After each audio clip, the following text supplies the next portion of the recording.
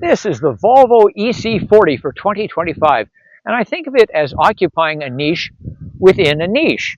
It's a luxury compact vehicle, fully electric, but it also has this coupe roofline. Coupe, from the French word to cut. Get in. This is Family Wheels.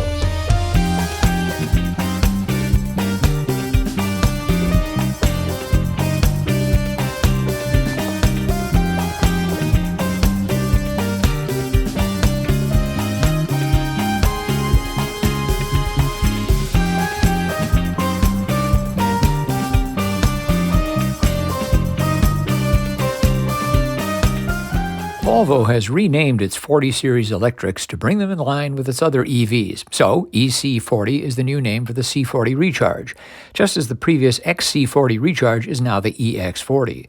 Fortunately, they're still the same combination of looks, luxury, build quality, and driving dynamics.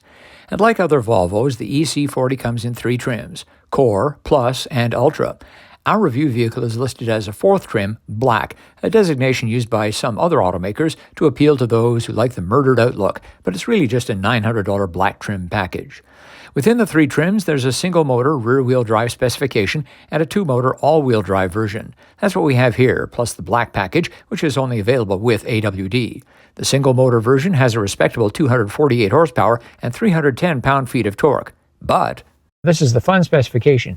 You get over 400 horsepower and, perhaps more importantly, nearly 500 pound-feet of torque in this somewhat small vehicle. So let's take it up one of Vancouver's steeper hills and see how it does. And that is just an absolute launch.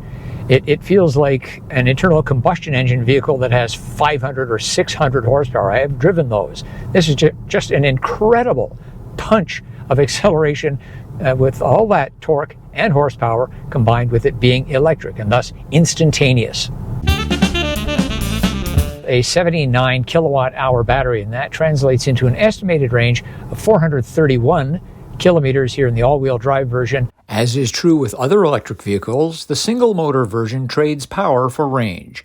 In the case of the EC40, the rear-wheel drive specification is rated at 480 kilometers, an increase of 49 over the 2-motor. The EC40 is up to date when it comes to level 2 charging, which is what most EV owners use because they plug in at home. It can accept up to 11 kilowatts. The charger you use and your 240-volt AC setup at home are important factors. When DC fast charging, its maximum rate is 200 kilowatts, plenty fast if not the fastest. Also, Volvo offers an NACS adapter to allow use of the Tesla network. There's no sport mode on the EC40, which is just fine with me. Let's take it through a series of bends and see how it does.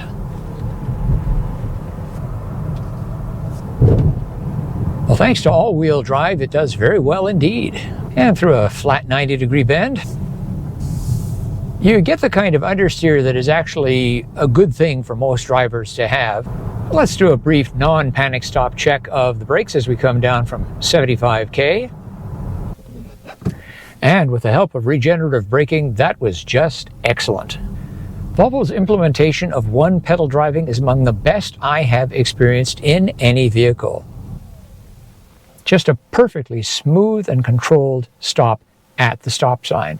And the only way you can adjust the one-pedal driving is through the menus on the center screen. So Volvo is basically telling you there you want to set it and forget it, either with or without one-pedal driving.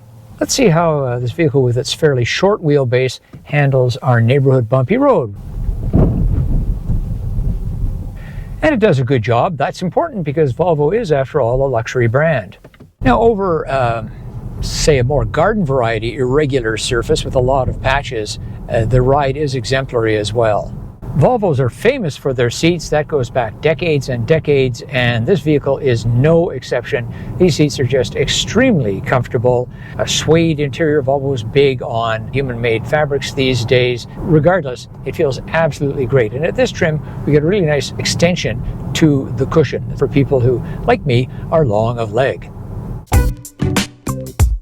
My biggest criticism of the EC40 from Volvo has to do with its lack of rearward visibility. That's due to the coupe design. It squeezes the amount of vertical space that you can see through. It's really quite narrow. The only way I could get comfortable driving it was to tilt the mirror up quite a bit so that the top half of the mirror was really only looking at the headliner and the bottom part of the mirror was looking straight out the back. Otherwise, it felt like I was looking down on the road behind and didn't get enough rearward vision.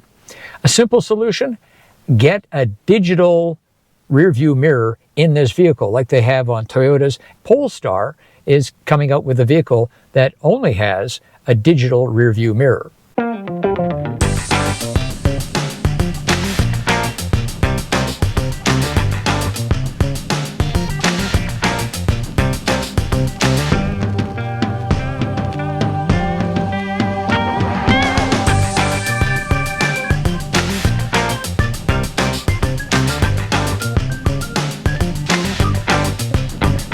The EC40 doesn't really pass our family wheels child seat test.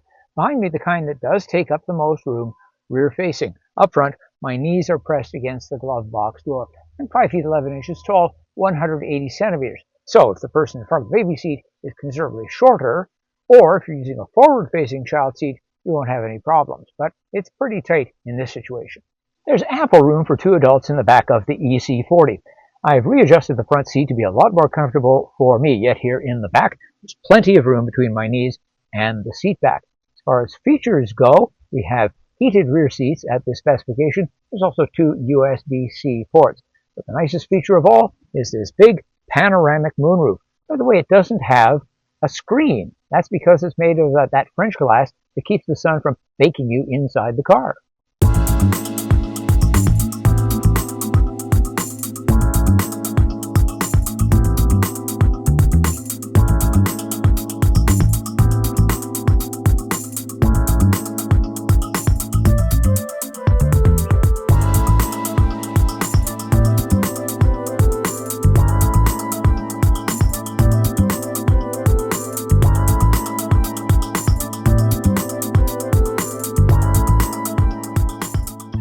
That's our look at the 2025 Volvo EC40, a powerful little EV coupe.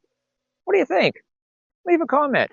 As always, thanks for watching, thanks for liking, and thanks for subscribing. I'm Richard Detman, and I'll see you next time on Family Wheels.